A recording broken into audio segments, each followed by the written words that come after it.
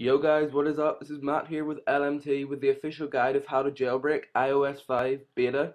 Just to prove to you that I am running iOS 5, let me just show you on my iPhone. You can see there, hopefully it'll focus, that this is running iOS 5. This is a really easy jailbreak. You do need a Mac at this current time. However, I can upload a custom firmware for you if you really want.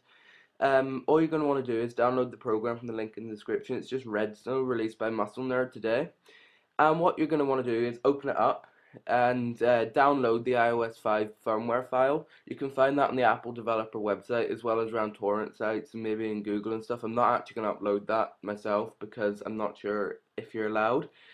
But anyway, once you've downloaded your firmware file as well as redsn0w, all you want to do is open up redsn0w and hit browse and locate your 5.0 firmware file. I'm going to be doing this on the iPhone 4, but it currently works on iPad 1, iPhone 4, iPhone 3GS, the Verizon iPhone 4, iPod Touch 4, iPod Touch 3G. I think that's it.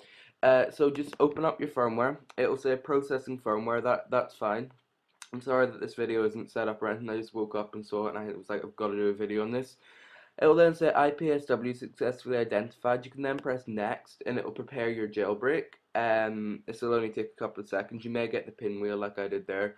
Don't panic about that. It's now just patching the kernel. Here we go. Now what we're going to want to do is install Cydia. And that's going to be it. Just check install Cydia. This is a tethered boot, so you're going to have to plug it in every time you want to boot it. It's a tethered jailbreak. But if you want to jailbreak iOS 5, this is a good option for you. Then hit next. Guys, so the next step is to power off your device and plug it into your computer and close down iTunes or anything like that may have opened. I've already done that. And the next step is you're going to be putting your iPhone into DFU mode, so get ready to do 3 steps that will come up on the screen.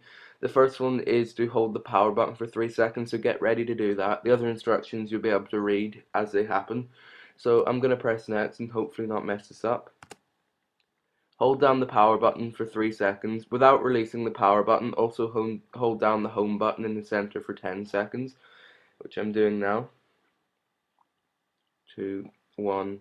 Now release the power button without releasing the home button and keep holding it for 15 seconds, which hopefully, there we go. And it is now jailbreaking our device. So exploiting with Lime uploading the first stage. Now the device will actually reboot. We're now uploading the RAM disk. You can see there, don't panic if this happens. And rebooting, I think we're nearly finished. There we go, we are now jailbroken. What we have to do now is let all this load, and I'll be back whenever this is loaded. So once all that black screen's gone, you'll get like a picture of a pineapple with a little progress bar. That'll take 5 minutes to go across, so don't panic if it's taking a while. And now when it reboots, you will be able to boot into your phone. As you can see, it's booting up now and things are opening on my computer. And there we have it, just to prove this is jailbroken to you. Come on. There we have Cydia. It currently won't open because we now have to boot into tethered mode. Don't worry if you don't know what this is, I'm now going to show you. So if we go finish, and we have to reopen redsn0w. Okay, so now what we're going to have to do is browse for our firmware file again, the one that we downloaded at the start of the video, and open it. It will process the firmware again and all that good stuff. Don't worry, we don't have to re-jailbreak or anything like that. It will then prepare the jailbreak data again. This is all perfectly normal. So anytime you want to boot your phone now, you're going to have to plug it in your computer and use this method to boot tethered. What I'm doing now is calling booting tethered, by the way.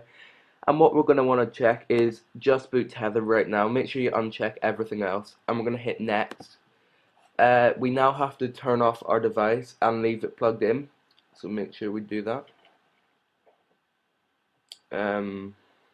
Okay. And now I think we're going to get those DFU instructions again, so make sure you're ready to hold down your power button for 3 seconds once this powers off. If this works for you guys, please subscribe and leave a comment down below. This is a beta jailbreak, so there may be some hiccups, and I will try and fix any problems that you may be having. You can't actually unlock this firmware, I don't think, so just keep that in mind.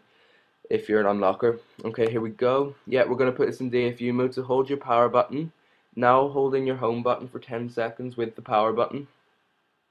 And get ready to release your finger off the power button at the top.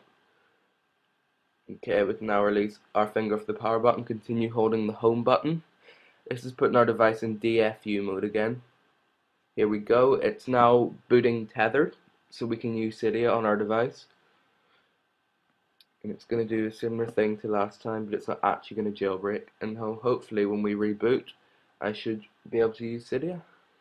As you can see, our apple has been replaced with the pineapple, which is pretty cool. And you're going to have to do that process anytime you want to boot your iPhone. So if your iPhone runs out of, or when I say iPhone, I mean iPhone, iPad, iPod. If it runs out of battery, you're going to have to plug it in and just do that simple method to boot it back up. It is a bit of a pain, but it's not really a huge deal. And you can, of course, downgrade back to iOS 5 normal stock without a jailbreak by just restoring in iTunes. Or you can restore to iOS 4.3.3 by watching the video, which I've got guided down there. If we just close iPhoto, we should be booting in 2 seconds. I just got the vibrate. Here we go, we've booted up. iOS 5 is very laggy. Here we go, we've unlocked. And as you can see, we've got Cydia. And it opens. And we can use Cydia just like normal. So you can use all your favorite jailbroken apps in iOS 5. Just to prove to you again, this is iOS 5 that I've jailbroken. You can actually see newsstand there. But for some of you naysayers, if we go in general, about, and there you go, 5.0. So there you have it, guys, how to jailbreak iOS 5.0. As I said, this will work on the iPhone 4, Verizon, AT&T, the iPhone 3GS, iPod Touch 4, iPod Touch 3, and iPad 1, not iPad 2, because it uses a different boot room. So that's about it. Please don't forget to subscribe if this has worked for you. Leave a comment down below, and thank you very much for watching.